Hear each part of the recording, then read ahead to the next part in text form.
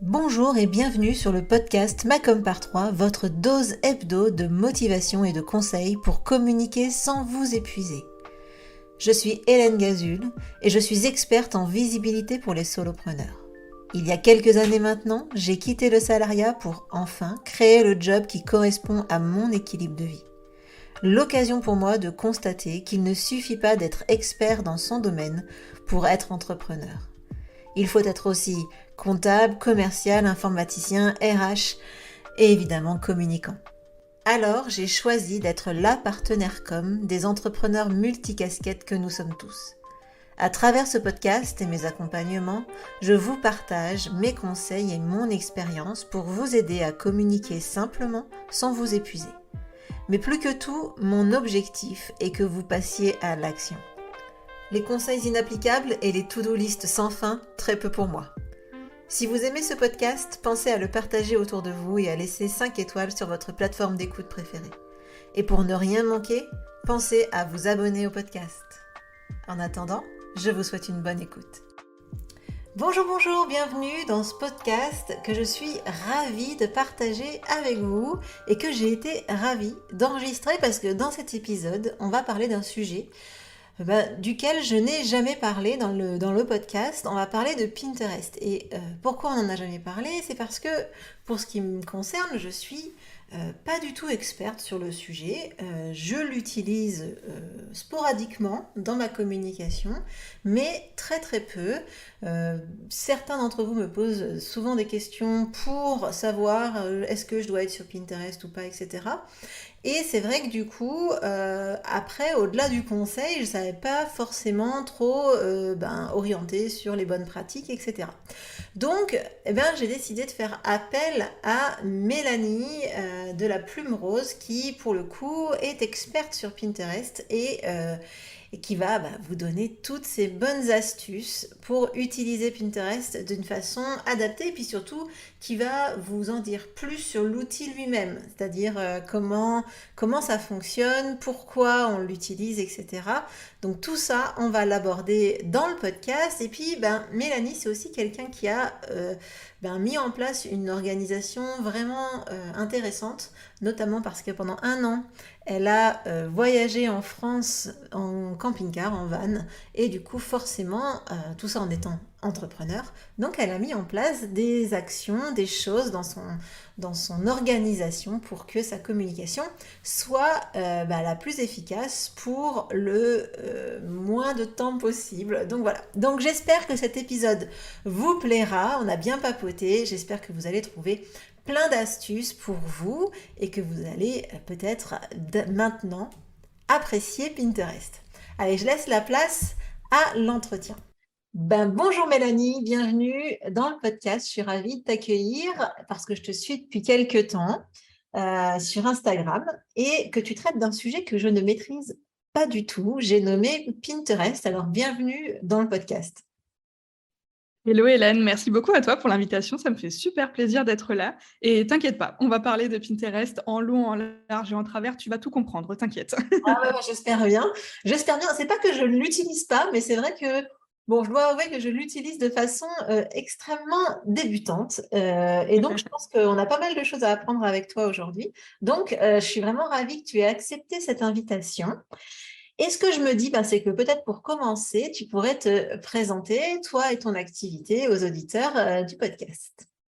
Bien sûr, avec grand plaisir. Alors, enchantée tout le monde. Du coup, moi, c'est Mélanie. J'ai 28 ans, je viens de Strasbourg. Voilà, je suis une vraie Alsacienne qui adore la bonne nourriture et le bon vin blanc. Et du coup, dans la vie, j'ai 2 casquettes. Donc, je suis tout d'abord experte Pinterest. Donc, j'aide les entrepreneurs à utiliser Pinterest pour développer leur entreprise, attirer du trafic sur leur site internet et du coup, forcément, en trouver plus de clients. Donc, grâce à ma formation, notamment l'épingle digitale.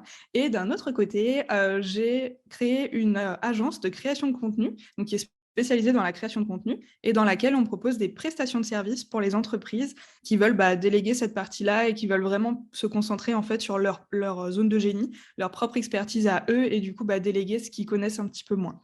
Voilà, et du coup donc sur les réseaux, on me connaît plus sous le pseudo La Plume Rose ou du coup pour l'agence, c'est Right and Gold Agency. Voilà. Bah, merci pour cette présentation globale. Et donc aujourd'hui, bah, on va parler de Pinterest pour le coup. Et je vais commencer par la première question qui m'a brûlé les lèvres, la première fois que j'ai vue. C'est parce qu'en fait, on a tendance à faire un raccourci et mettre Pinterest dans les réseaux sociaux sur lesquels on doit être, etc.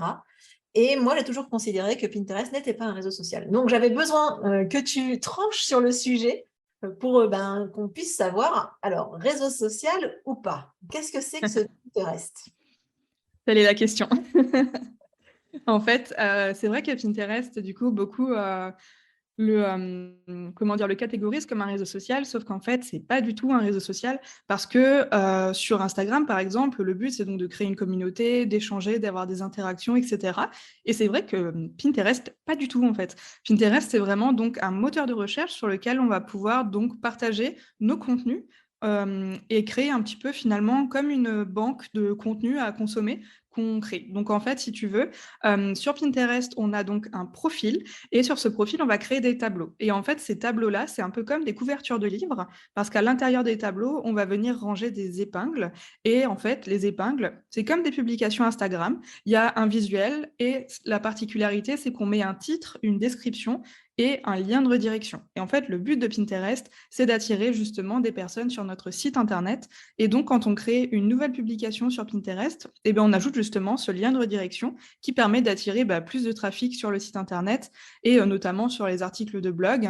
Et ensuite, c'est comme ça qu'on peut vraiment faire rentrer les personnes dans notre tunnel de conversion, entre guillemets, comme j'aime l'appeler, parce que du coup, moi, personnellement, j'utilise Pinterest pour remplir ma liste email.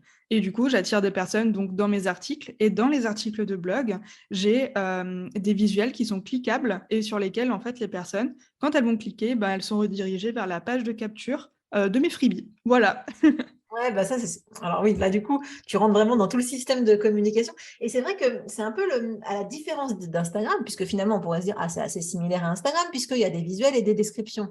Sauf que Instagram, il n'y a pas de lien. Et c'est bien, enfin, entre guillemets, la différence majeure qu'il y a, c'est que du coup, c'est très compliqué de cliquer sur Instagram. Et puis surtout, il y a qu'un seul lien finalement. Là où finalement, Pinterest, on y met des liens à tour de bras. C'est même le principe, quoi.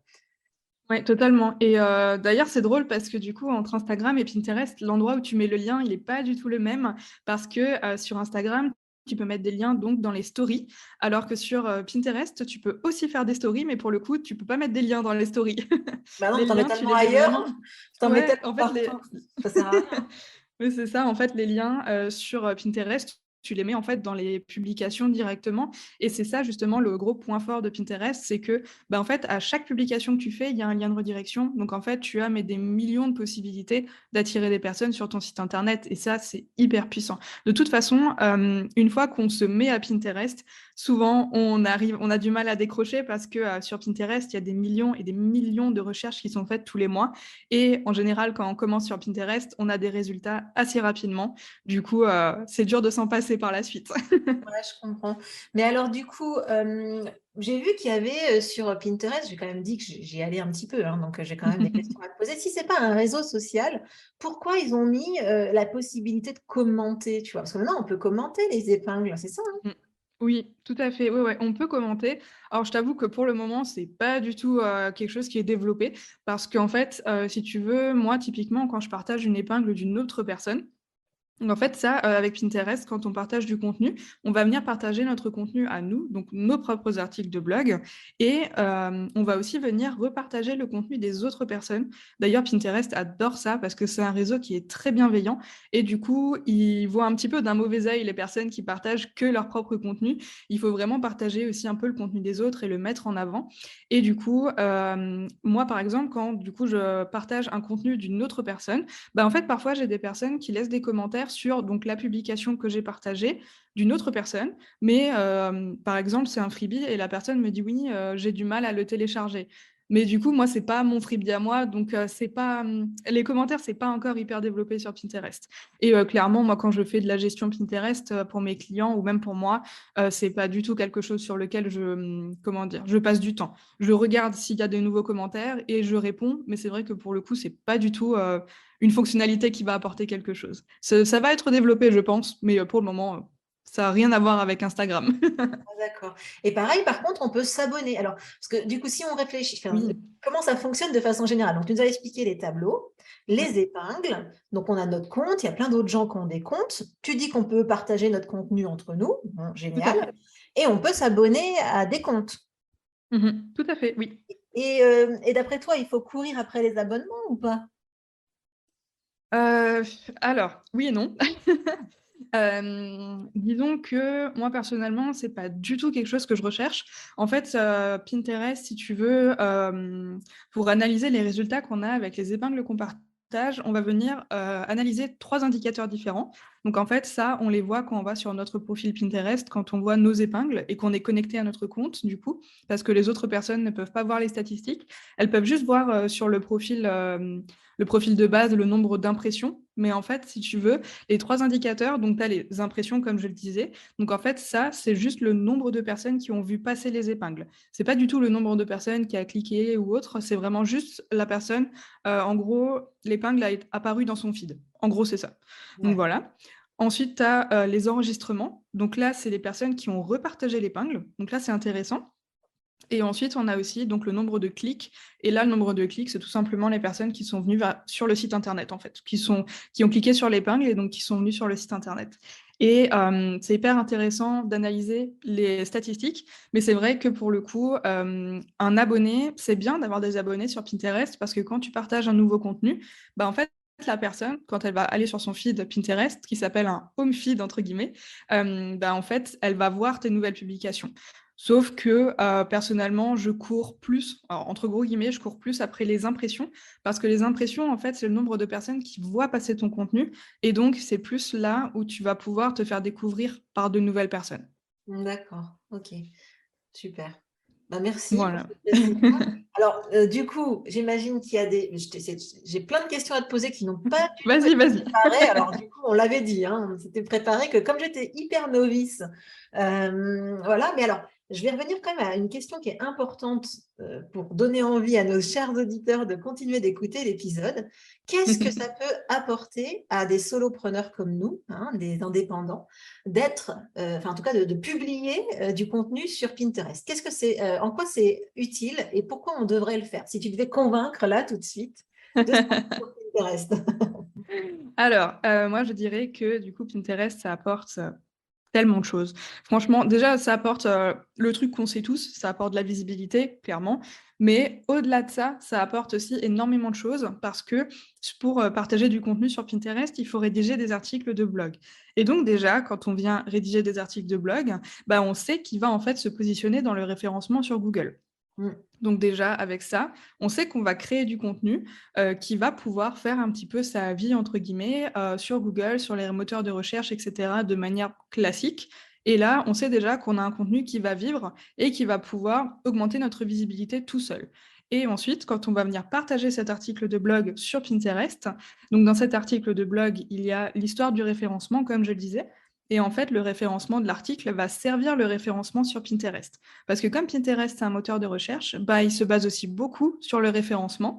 Et du coup, les articles qu'on partage sur Pinterest, bah, comme ils sont forcément un minimum bien référencés, parce que quand on rédige un article, même si on n'est pas du tout un expert en SEO, on a quand même les 2-3 mots-clés principaux en tête, ou en tout cas la thématique principale qu'on veut mettre en avant. Et donc, inconsciemment, on va utiliser plusieurs fois le même mot-clé dans l'article. Donc l'article est un petit peu optimisé pour le référencement de base. Donc ça va servir Pinterest. Et ensuite, quand les personnes vont faire des recherches sur Pinterest, imaginons, je sais pas, par exemple, je suis, chef pâtissière et du coup, je propose des recettes de gâteaux, sans gluten, voilà.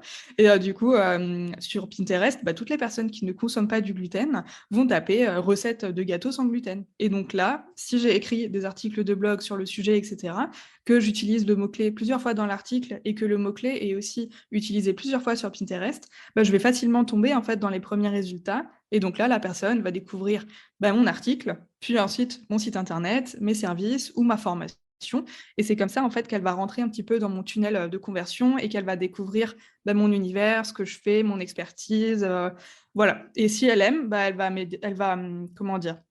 Elle va me suivre au quotidien et puis c'est comme ça qu'elle va devenir cliente. Donc en fait, Pinterest, ça permet et d'être bien référencé, que ce soit d'ailleurs sur Google ou sur Pinterest, les deux. Ça permet aussi donc d'apporter de la visibilité à un site internet parce que du coup, on va venir attirer plein de trafic sur nos articles de blog. Donc, on va, par la force des choses, se faire découvrir par plein de nouvelles personnes. Et au-delà de ça, ça amène aussi pas mal de collaborations. J'ai eu plusieurs collaborations avec d'autres entrepreneurs qui m'ont découvert de Pinterest et pas du tout d'Instagram. Donc c'est vrai que c'est super chouette, notamment des interventions en ligne sur comment dire, des conventions ou des choses comme ça. C'était super chouette. Et j'avoue que du coup, si j'avais pas utilisé Pinterest pour appuyer mon expertise et aussi montrer que je sais de quoi je parle, en fait, j'aurais jamais eu en fait toutes ces opportunités. Donc ça apporte vraiment visibilité, trafic, opportunité et voilà, le fait de se faire découvrir par des millions de nouvelles personnes qui ne connaissent pas. Voilà. Alors, si avec ça, on n'est pas convaincu. Après, moi, il y a une question qui m'est venue également pendant que tu me disais tous ces super bénéfices pour Pinterest. Vu l'exemple que tu as donné, en fait, je me dis, est-ce que si je suis dans le service, ça marche? Est-ce que si je suis, je ne sais pas moi, une e-boutique, ça fonctionne? En fait, la question que je me pose, c'est les gens qui vont sur Pinterest, moi, je pensais, et peut-être que c'est la vieille école, que Pinterest, c'était un endroit où les gens allaient pour chercher de l'inspiration. Pas forcément pour apprendre des choses, mais pour s'inspirer. Donc, c'est vrai que moi, j'y vais plus, par exemple, pour voir de la déco, pour voir, comme tu disais, des recettes éventuellement. Mais est-ce qu'il y a des gens qui y vont aussi, par exemple, pour du service, comme toi et moi? J'imagine que oui, mais je voudrais quand même que tu que tu Oui, ouais, ouais, ouais. aies une réponse peut-être plus étayée là-dessus, quoi. Oui, tout à fait, tout à fait. Il y a de plus en plus d'entrepreneurs d'ailleurs qui sont sur Pinterest et au-delà de ça, il y a aussi quelque chose je vais déjà répondre à ta première question. Donc oui, qu'on fasse de la prestation de service, de la formation en ligne ou qu'on ait une boutique en ligne aussi où on vend des produits, tout est hyper intéressant de partager sur Pinterest parce qu'on ne sait pas qui va, tomber sur nos contenus et au-delà de ça aussi, avec Pinterest, une chose à ne pas négliger, c'est que la publicité sur Pinterest, ça coûte rien du tout par rapport à Facebook. Je sais que, moi personnellement, quand je veux remplir ma liste email ou, quand j'ai fait le tout premier lancement de l'épingle digitale, j'avais lancé une publicité pour, le challenge gratuit que je faisais et Pinterest m'avait apporté plus de 500 inscrits au challenge. Donc c'est vrai que c'est hyper intéressant alors que la publicité, je sais pas, j'ai dû mettre genre 50 € dessus, tu vois? Alors que sur Facebook, le coût de la publicité est beaucoup plus élevé et sur Pinterest, on touche facilement plus de personnes. Donc le côté vraiment publicité aussi sur Pinterest est hyper intéressant et comme dit, que ce soit la prestation de service, de la formation, qu'on soit e-commerçant, tout fonctionne sur Pinterest. Après, il faut juste savoir se positionner du coup sur le bon mot-clé parce qu'une personne qui vend des formations, comme dit, dans la pâtisserie, mais qui, fait plein de recherches de son côté pour, développer son entreprise ou encore augmenter son chiffre d'affaires ou pour la déco de sa maison et cetera, en fait, ça envoie pas des bons signaux à Pinterest et au final, il va pas la classer dans la bonne catégorie. Donc c'est aussi hyper important, avec son compte Pinterest, de faire des recherches dans sa thématique et surtout de rester dans sa thématique. Oh là là là là, va falloir que je change, je crée un deuxième compte, moi. Oui, du coup, ouais, si tu veux je sais pas, tu utilises Pinterest pour le Ah ouais, business ou pas du tout? j'utilise OK. Pinterest pour mon business, surtout quand j'y pense. Mais, mais j'utilise aussi parfois Pinterest pour ce que je disais, la déco et, Mmh. et aussi ouais, les fringues. Donc c'est vrai que du coup, en fait, ce que j'ai, c'est que j'ai des tableaux publics et des Ouais. tableaux qui sont privés et que j'ai donc, c'est sur cela où je mets les choses un peu plus personnelles, quoi. Mais c'est vrai. Mais par contre, je Oui. fais pas des recherches sur Pinterest. Comment dire, c'est une sorte, je m'en sers un peu comme un endroit pour enregistrer des choses pour pouvoir les retrouver facilement ensuite. D'accord, ouais. Donc c'est encore différent. En fait, on peut l'utiliser de Oui, plein de façons oui, différentes. non, c'est différent. Après, si maintenant, par exemple, imaginons, tu as 3-4, voire peut-être 5 tableaux, personnels, en privé, tu vois? Où tu fais des recherches tout autres que le business, mais qu'à côté de ça, sur ton profil, tu as, je sais pas, 20 tableaux business, là, ça va, tu vois? Le Ah bah, ratio est bon. Par contre, si maintenant tu as, je sais pas, 50 tableaux privés avec, des recettes, des inspirations déco, robe de mariée, déco de mariage et je sais pas quoi, tu vois? Et que 5 tableaux business, là, c'est sûr que le ratio, il est pas bon et Pinterest, il va totalement se perdre, en fait, dans ta thématique. Il saura plus, en fait, dans quoi te positionner. et en fait, quand il te positionne, c'est le moment où il va comment dire, il t'identifie dans une catégorie pour pouvoir te ressortir dans les recherches que les internautes font, quoi, c'est ça?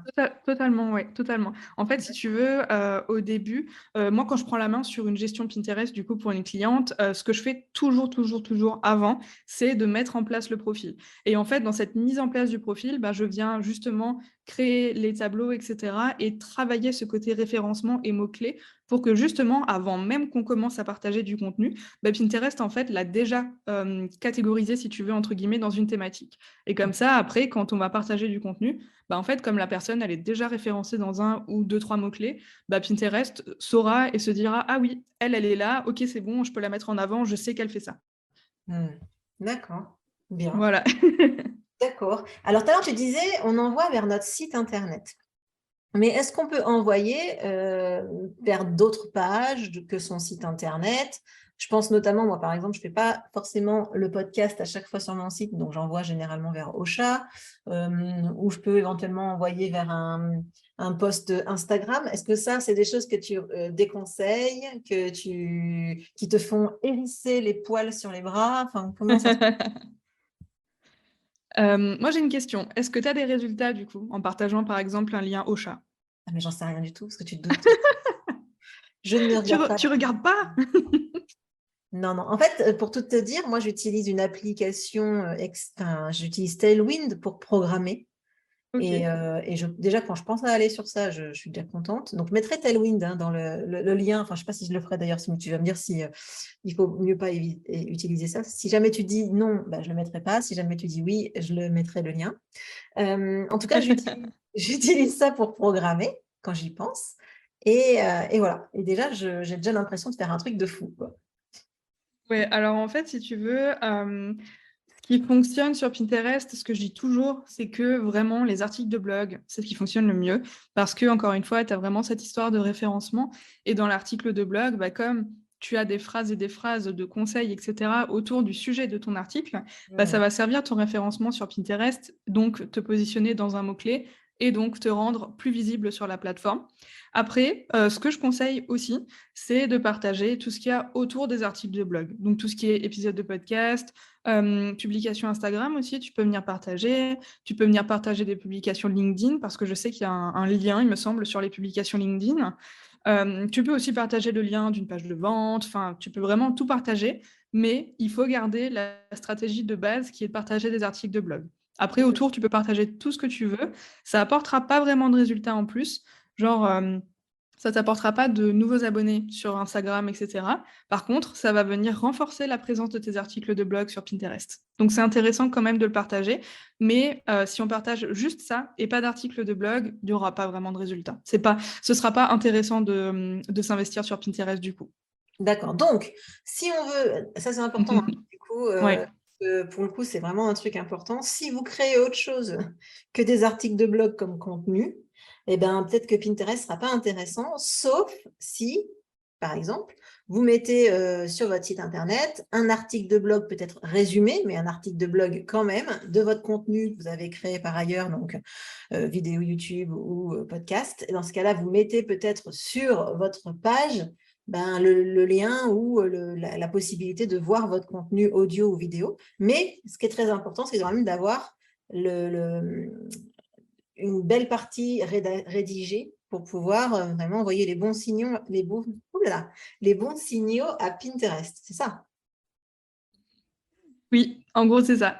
Mais c'est vrai D'accord. que, après, par exemple, tu vois, quand on enregistre des épisodes de podcast, on n'est pas du tout obligé de faire un article qui fait, 5 000 mots, hein. On peut tout à fait faire, une toute petite retranscription, tu vois, de l'épisode de podcast avec peut-être, comme dit, si on partage 5 astuces, on peut venir, lister les 5 points et peut-être mettre, 1 ou 2 phrases dans chaque point. Ça suffira largement et ce sera toujours mieux que de ne rien partager comme article. Ouais, je comprends. Très bien, super. Ben, ça, c'est merci beaucoup. Alors du coup, on en arrive au point, où, je challenge généralement mes invités sur la partie, et si on pouvait le faire, mais à moindre coût, je parle en énergie.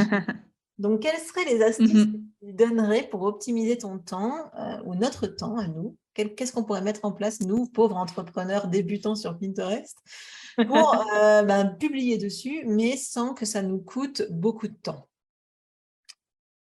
Alors, Déjà, dans un premier temps, pour s'assurer d'avoir des résultats, il faut, avant toute chose et avant même de venir partager, il faut optimiser son profil côté référencement. Alors, je m'explique. Donc, pour chercher un mot-clé sur Pinterest, c'est tout simple. Il faut aller donc sur sa page d'accueil et en fait, on a donc la petite barre de recherche en haut, au milieu de la page. On clique dessus et en fait, là, on va venir tester les mots-clés. Donc, par exemple, imaginons, on est dans la confiance en soi, donc on va taper confiance en soi, mais on ne fait pas entrer. On tape juste et on attend que les suggestions s'affichent. Et si on a beaucoup de suggestions, par exemple, il peut y avoir des suggestions comme confiance en soi, femme, enfin ce genre de choses, ben, en fait, c'est tout simple. Si on tape un mot-clé et qu'il y a plein de suggestions qui s'affichent, c'est que c'est un mot en fait qui est beaucoup recherché. Et donc là, on peut se positionner. Par contre, si on tape un mot, j'ai pas d'exemple de mot qui fonctionnerait pas, mais du coup, si on tape un mot et qu'il n'y a aucune suggestion qui s'affiche, c'est qu'il faut revoir un petit peu la tournure du mot-clé et que du coup, ça, c'est un mot-clé qui est pas trop recherché. Donc, ça vaut pas le coup de se positionner là-dessus parce qu'on n'aura potentiellement pas de résultat. D'accord. Et quand tu dis se positionner sur un mot-clé, ça veut dire qu'il faut le mettre dans sa description, j'imagine, ou dans son sur son compte, quoi, quelque part sur son compte. C'est ça, partout là où c'est pertinent. En fait, si tu veux, après donc, une fois qu'on a les mots-clés, on va venir créer les tableaux sur le profil et donc les tableaux, bah, ça peut être en fait le nom des mots-clés qu'on a trouvés. Donc Mm. par exemple, moi typiquement, j'ai un tableau qui s'appelle Astuces Pinterest et je sais que sur Pinterest, bon après c'est un peu facile parce que du coup, c'est le même réseau, mais mais du coup, je sais qu'il y a beaucoup de personnes qui tapent Astuces Pinterest dans Pinterest. Et donc, j'ai créé un tableau qui s'appelle Astuces Pinterest. Et donc, en fait, déjà là, rien que dans le titre du tableau, j'ai le mot-clé. Et ensuite, dans la description du tableau, je vais venir également placer ce mot-clé, mais aussi en placer un ou deux autres qui sont un peu dans la même variante, où je sais qu'il y a des recherches pour pouvoir justement positionner mon tableau et pouvoir envoyer un signal à Pinterest en lui disant Et coucou, j'ai un tableau sur cette thématique-là, s'il y a des personnes qui font des recherches, m'oublie pas, quoi. Voilà. Ok, bah ça c'est top. Bon, donc déjà, on commence par optimiser notre compte C'est et ça. les tableaux également, enfin tout ça avec les mots-clés. Donc ça permet de C'est gagner, ça. en tout cas, Ouais, c'est ça. s'assurer que notre temps passé sur Pinterest ne soit pas du temps perdu. Non, c'est ça. Et puis en plus, rien qu'en travaillant le référencement pas de son tableau, mais de son profil, on peut déjà remarquer quelques résultats sur Pinterest avant même d'avoir partagé du contenu. Ça, c'est hyper intéressant parce que pour les tableaux, en fait, on va venir mettre des couvertures de tableaux. Donc en gros, c'est un visuel avec le titre du tableau. Donc, par exemple, moi, sur mon profil, c'est un visuel au format carré avec un fond rose et puis un texte un peu plus rose foncé dessus, quoi, où il y a marqué Astuce Pinterest. Et en gros, ça permet déjà à Pinterest de lui montrer, d'envoyer un signal, en gros, qu'on prend soin de notre compte. C'est important aussi. Et ça envoie également un signal à l'algorithme en lui disant, voilà, ça y est, j'ai un tableau avec ce mot-clé-là, donc tu me références là-dedans, s'il te plaît. Et du coup, ça nous fait déjà une première épingle en ligne aussi, parce que la couverture qu'on va venir en fait partager sur le tableau, en fait, c'est une épingle qu'on va venir créer. Et du coup, rien que ça nous apporte déjà quelques résultats souvent. D'accord, top. Deuxième petit conseil, du coup, pour optimiser un petit peu son compte Pinterest et surtout gagner du temps dans la gestion et surtout dans le partage par la suite, donc des articles de blog par exemple, c'est de se créer quelques templates de visuels d'épingles sur Canva par exemple et de se créer une petite banque de templates. C'est hyper important parce que justement après, quand on va venir partager un article de blog, en fait ce visuel-là, on n'aura plus qu'à le modifier. Moi, je sais que j'ai environ une dizaine de templates d'épingles et quand j'ai un nouvel article de blog, j'en sélectionne 4 et du coup, je modifie juste avec, comme dit, le nouveau titre de l'article et je rajoute une image différente en fond. Mais après, tout ce qui est un peu design, etc., en fait, tout ça, j'ai pas besoin de me prendre la tête parce que c'est déjà un visuel qui existe de base. J'ai plus qu'à modifier chaque semaine en fonction du nouvel article et après les balancer sur Pinterest. Voilà. Ouais, ça c'est quelque chose que je conseille de façon générale, effectivement, pour se créer des templates pour tout, que ce soit, bon, effectivement, des templates visuels, mais tu peux aussi créer des templates. Enfin, moi, j'ai une trame pour les épisodes de podcast que j'enregistre en solo, pas quand je suis avec les invités, mais j'ai une trame en solo, comme ça, j'ai juste à remplir les cases quand je prépare le contenu. Bref, le plus on a de choses qui cadrent un peu, ou en tout cas qui permettent de faire gagner du temps, et bien, en plus, ça aide un peu moi, je trouve que ça aide à être créatif, en fait. On voit quelque chose qui est déjà un peu fait, et du coup, ça permet de libérer et ça permet de pas partir d'une page blanche en plus. Ouais, totalement. Ah, je suis totalement d'accord Mmh. et j'allais dire encore un dernier petit conseil pour gagner du temps du coup, dernier petit conseil, tu en as parlé un petit peu avant, mais alors là, on rentre dans un truc un peu plus, complexe quand même, mais si on veut s'y intéresser et surtout programmer son compte Pinterest avec les repartages, je conseille d'utiliser Tailwind. C'est un outil tellement génial et tellement merveilleux qui fait gagner beaucoup, beaucoup de temps et en gros, je veux pas faire tout un débat sur Tailwind parce que je pourrais en parler pendant 5 heures. Mais en gros, le gros avantage, ouais, de Tailwind, c'est qu'on peut programmer à l'avance les repartages et du coup, ça permet, bah, de pas devoir, par exemple, se connecter tous les jours à son compte Pinterest pour épingler manuellement. On peut programmer des semaines à l'avance et ça, c'est vraiment trop génial. Moi, typiquement, ce que je fais avec Tailwind, c'est que, chaque semaine, je viens programmer donc la semaine d'après, donc je le fais toutes les semaines et en fait, je viens programmer le repartage de mes anciens contenus, donc les épingles qui sont déjà créées sur Pinterest, qui redirigent déjà vers des autres articles. Et je viens aussi programmer le partage des contenus des autres personnes. Donc là, c'est les contenus des entrepreneurs sur plein de sujets différents, sur la rédaction web, l'entrepreneuriat, la gestion du chiffre d'affaires, enfin tout ça, finalement pour remplir ben, les tableaux qui sont sur mon profil. Et chaque lundi matin, comme je publie un nouvel épisode de podcast et un nouvel article de blog qui est associé, bah, chaque lundi matin, en fait, je viens sur mon article de blog et je viens partager sur Pinterest manuellement les visuels que j'ai créés qui sont dans l'article de blog. Et ça permet bah, de pouvoir, en fait, permettre à Pinterest de piocher les métadonnées de l'article de blog et que ça arrive directement sur Pinterest. Donc là, ça sert encore plus le référencement. Parce que tu le fais pas depuis Tailwind, ça, tu le fais Non, maintenant. ça non. Ouais, non, ça je le fais manuellement depuis mon site internet en fait. Je vais sur l'article de blog et en fait, moi, quand je rédige l'article, je rajoute mes 4 visuels d'épingle dans l'article directement. Voilà. Et du coup, ça permet à Pinterest de venir piocher les métadonnées de l'article et donc de booster encore plus le référencement de mon article sur Pinterest.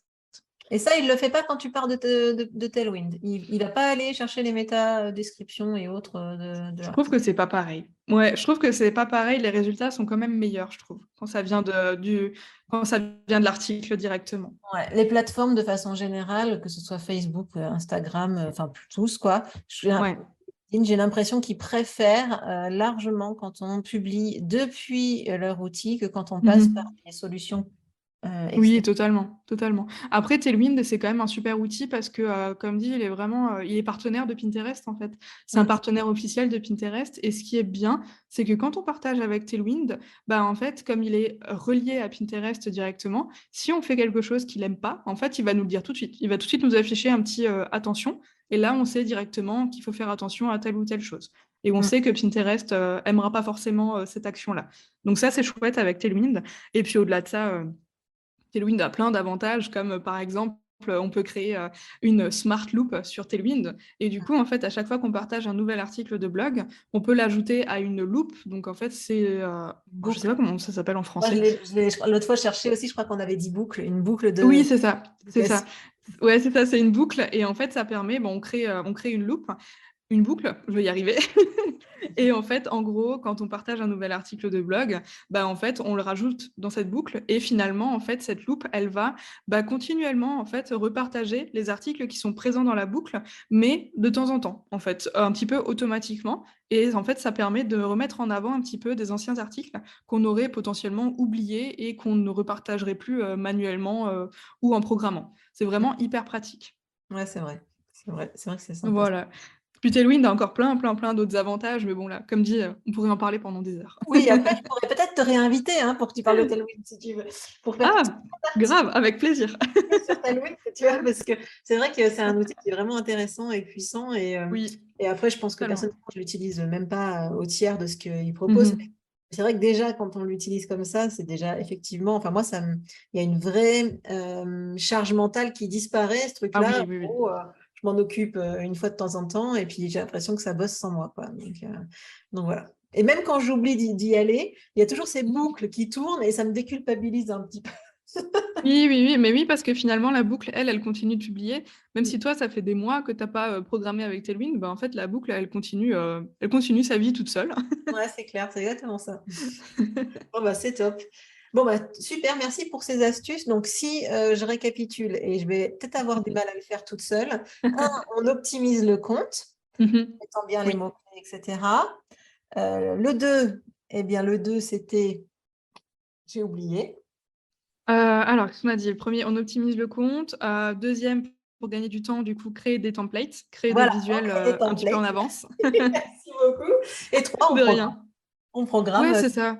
avec Tailwind, ou il n'y a que celui-là hein, comme outil hein, pour programmer, je crois. Ouais, alors il y en a d'autres, mais clairement, ça n'égale pas Tailwind, Oui, en vraiment plus, pas. c'est pas très, très Et cher. Alors, c'est payant, mais c'est pas très cher. oui, Je pense que tu oui. seras un peu plus prix que moi. Alors, c'est pas très cher, mais ça dépend à quel rythme tu publies. Parce que moi, je sais que pour mon rythme, après, quand je le dis, ça fait peur, mais il faut savoir que ça fait 4 ans que j'ai un blog et ça fait 4 ans que je l'alimente. Donc, j'ai du contenu derrière avec des tonnes et des tonnes d'épingles, voilà. Mais moi, je partage une vingtaine d'épingles par jour. Donc, du coup, je sais que ça fait peur, mais en même temps, j'ai, je crois, presque 120 articles de blog sur mon blog.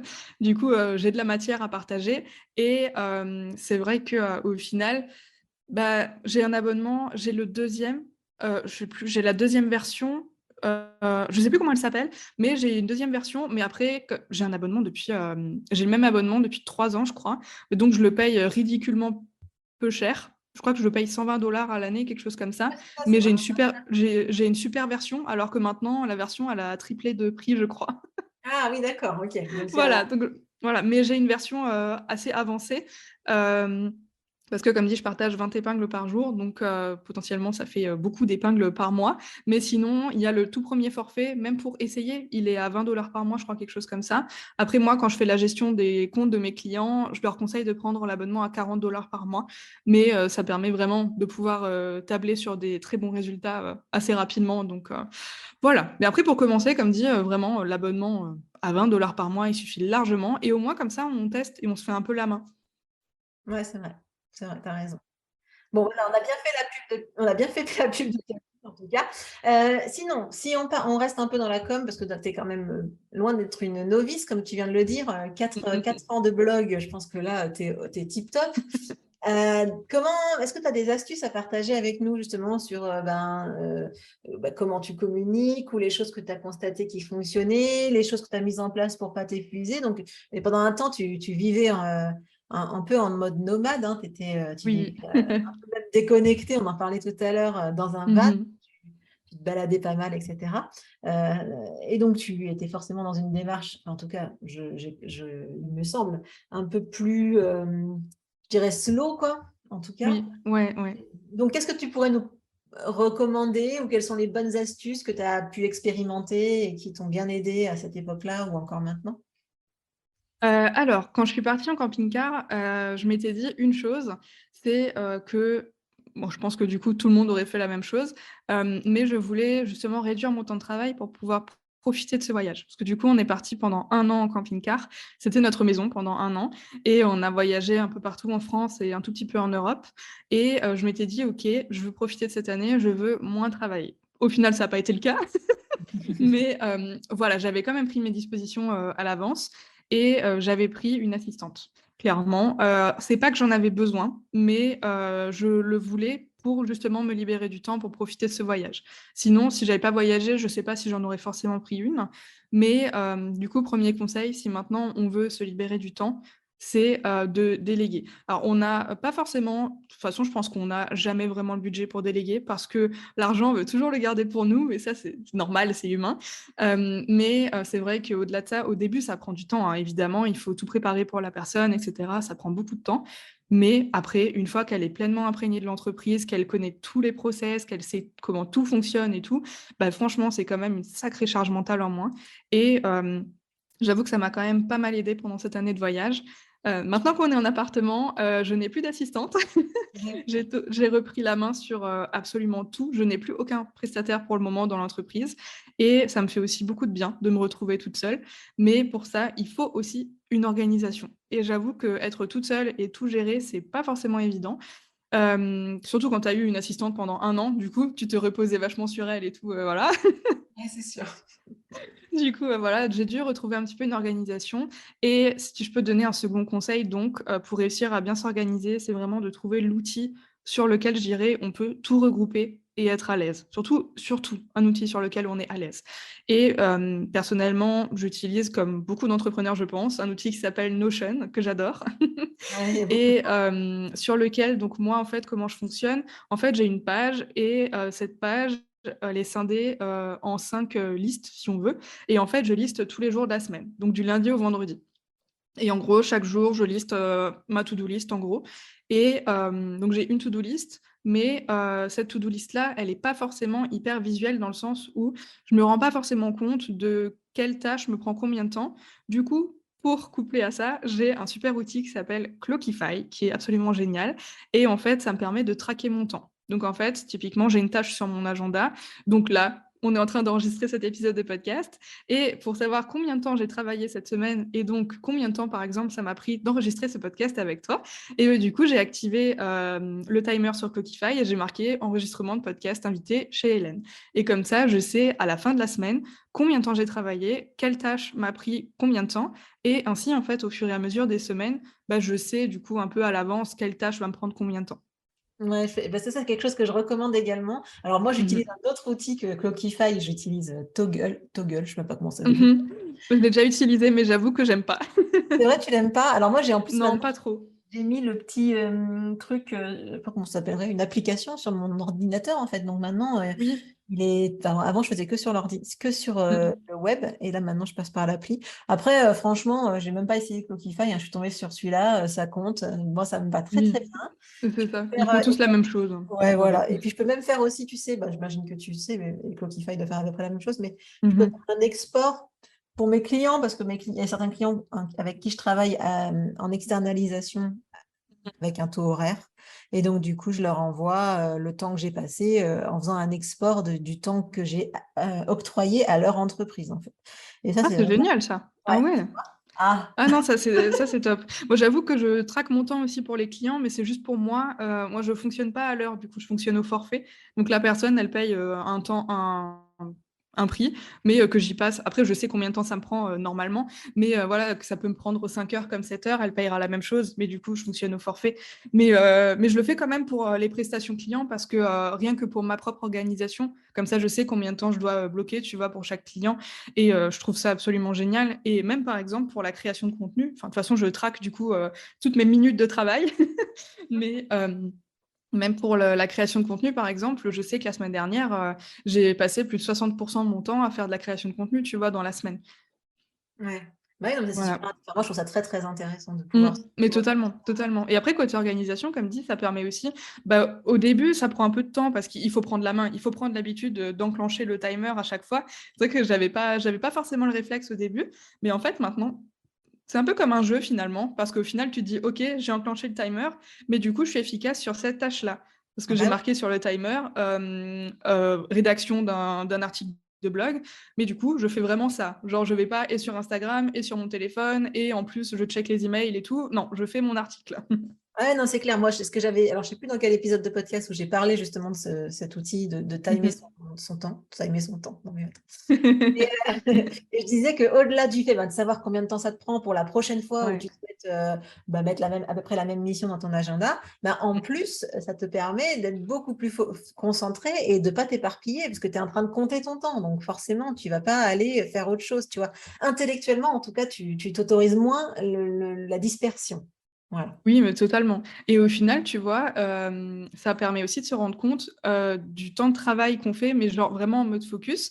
Parce que avant, il y a encore quelques semaines, j'avais l'impression que je travaillais, mais genre tous les jours, tu vois, le matin quand je me levais, je prenais mon café, je me mettais direct sur l'ordinateur. Et souvent, je quittais pas l'ordinateur avant 17-18 heures. Et j'avais l'impression de faire des journées de ouf, alors qu'en fait, au final, en timant bah, justement le travail que je faisais, en fait, je me suis rendu compte que par semaine, alors, hors grosse période où du coup, là, je vais entamer la refonte de ma formation, donc je sais que ça va me prendre plus de temps. Mais en temps classique, on va dire juste gestion des prestations clients, etc. Et moi, création de contenu habituel, j'ai entre 20 et 25 heures de travail par semaine. Donc au final, tu vois, je pensais faire des journées de ouf et en fait, pas du tout. Il y a des jours où je travaille 2 heures et il y a des jours où je travaille 6 heures, mais ça dépend des jours, quoi. Ouais, voilà, oui, moi aussi. Alors moi, ça m'a permis de me rendre compte aussi que j'avais quand même pas mal de temps où, parce que moi, je ne mets pas une timer quand je me disperse, tu vois. Ah oui, bah pareil. Et c'est vrai que du coup, quand tu fais le bilan, tu dis, ah ouais, mais j'ai passé tout ce temps-là dans le bureau et Ouais. non, j'ai travaillé que ça. Alors quand on me demande, moi, quand on me demande combien de temps je travaille, tu vois, je leur dis, bah, tu veux dire le temps efficace ou le temps dans le bureau?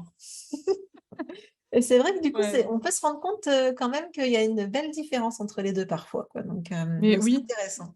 totalement. Ah oui, non, non, mais totalement. Mais c'est vrai que moi, pour le coup, ouais, quand j'ai des trous, alors soit je me disperse ou alors souvent, bah, comme je suis toute la journée à la maison, souvent je fais aussi plein de trucs. Genre le matin, je sais que j'aime bien, me lever, boire mon café et puis, faire mes mails, faire un petit peu, mes tâches, journalières et ensuite j'aime bien faire une petite pause, vers genre 10 heures et là, je sais que je vais, faire la vaisselle, faire une lessive, passer l'aspirateur, tu vois? Faire ce genre de trucs. Mais je peux passer 2 heures à faire des trucs comme ça, tu vois? Ouais. Mais du coup, au final, c'est pas que je me suis dispersée, c'est juste que voilà, j'ai géré la maison à côté, quoi. Mais après, souvent, je me mets pas vraiment d'horaire de travail, tu vois? Genre, ça m'arrive, parfois, le dimanche soir à 20 heures de travailler, tu vois? Et c'est totalement OK. C'est juste que voilà, je m'écoute finalement et j'écoute les périodes où justement j'ai envie de travailler et les périodes où je suis aussi, comment dire? Pleine d'énergie. Ouais, je comprends. Bon, ça, c'est l'apanage des gens qui n'ont pas d'enfants, hein, parce que autant dire que quand tu as un enfant qui va à l'école, eh bien, tu Ouais, commences quand il est parti et tu arrêtes quand oui, il est de retour. c'est sûr. Et finalement, les horaires, t'as beau pas te les imposer, eh ben, il y a Ouais, ton environnement extérieur qui peut parfois imposer un rythme qui pourrait ne pas être le tien. Mais bon, bref, ça, c'est une parenthèse. ouais. Ça, je verrai quand j'aurai des enfants. Voilà, exactement. Enfin, tu verras. Tu seras la petite surprise, le petit cadeau bonus C'est dans le ça. paquet de céréales qui. Donc, voilà. Bon, bah merci. Merci hein, pour toutes ces infos et tout ce partage. Si Avec on veut plaisir. travailler avec toi, du coup, Mélanie, comment on fait? Si on veut te Alors contacter. alors, c'est très simple. Du coup, si vous voulez vous former à Pinterest et du coup, gérer vous-même cette partie, j'ai ma formation en ligne donc qui s'appelle l'épingle digitale, qui est une formation où je vous apprends à utiliser Pinterest vraiment de A à Z, à comment optimiser le profil vraiment depuis le tout début, comment installer le référencement, comment créer les visuels, comment utiliser Tailwind. J'ai un module complet sur le sujet. Comment analyser ses statistiques aussi, très important pour pouvoir justement développer ses résultats au fur et à mesure du temps et pas stagner, très important. Et aussi bah, toute la partie stratégie, comment installer sa stratégie de conversion, etc.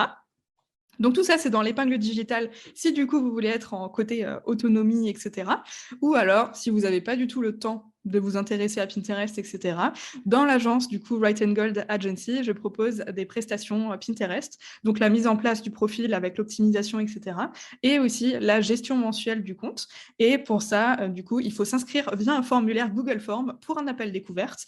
Je te donnerai le lien, Hélène, du coup, si jamais tu veux le mettre. Bien sûr. Et Ce sera dans voilà. les Et du notes. Hein. coup, ouais. Et du coup, si vous avez la moindre question à propos de Pinterest, n'hésitez pas à venir m'écrire sur Instagram. Le pseudo, c'est laplumerose.fr et je suis très pipelette. Hein. Du coup, si vous venez me parler, attendez-vous à ce qu'on parle longtemps. Ah bah, les gens qui me suivent, généralement, ils n'aiment pas trop les gens bavards. Donc, non, je rigole. Ah mince, punaise, là, en plus, on a fait un épisode de podcast long. Oh, je pense pas. Je pense que ça va aller. Mais en tout cas, Ouais. on a bien fini par papoter. J'espère que, en tout cas, notre échange vous aura apporté des éléments, des réflexions, pourquoi pas envie de vous lancer sur Pinterest.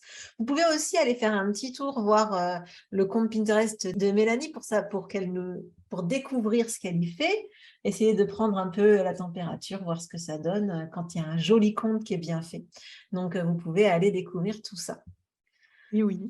Après, il faut bien garder en tête que mon compte, du coup, il existe depuis 4 ans. Et je sais que souvent, on compare son propre compte qui vient de démarrer au mien, mais du coup, le mien, il a déjà 4 ans. Donc, c'est vrai que ça fait 4 ans que je m'investis corps et âme dessus.